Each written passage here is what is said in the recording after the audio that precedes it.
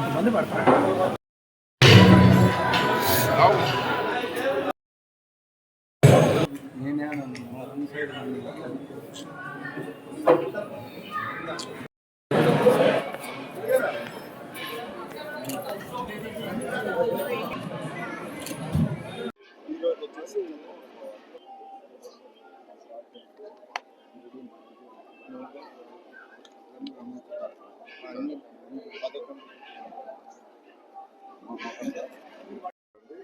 ఈరోజు రంగనాయక స్వామిని భగవంతుని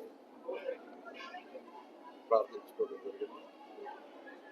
ప్రతి ఒక్కరూ ఆయన ఆరోగ్యంతో ఉండాలని, సకల ఐశ్వర్యాలతో ఉండాలని, ఆర్థికంగా అన్ని విధాలు వెనుకబడిన ఈ రాష్ట్రం గౌరవ ముఖ్యమంత్రి గారి ఆధ్వర్యంలో ఆర్థికంగా బలపడాలని, ప్రతి ఒక్కరి యొక్క ఆర్థిక పరిస్థితి మెరుగుపడాలని ఆ భగవంతుని ప్రార్థించుకోవడం జరిగింది. ఇప్పుడు బ్రహ్మోత్సవ కార్యక్రమాలు జరుగుతున్నాయి. ఈ బ్రహ్మోత్సవ కార్యక్రమాలు 1వ తేదీ రేపు సింహవాహనం ఉంది, చంద్రప్రభ.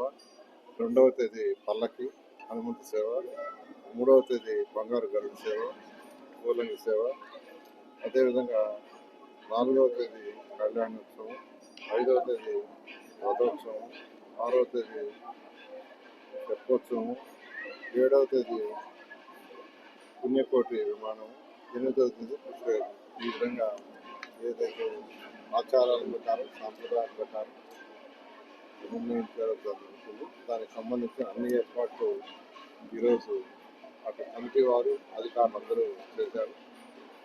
దానికి కావాల్సిన ఫెసిలిటీస్ ఏదైతే డ్రింకింగ్ వాటర్ కానీ, లేదా శానిటేషన్ కానీ, లైటింగ్స్ కానీ, అదేవిధంగా పోలీస్ శాఖతో సమన్వయం చేశారు.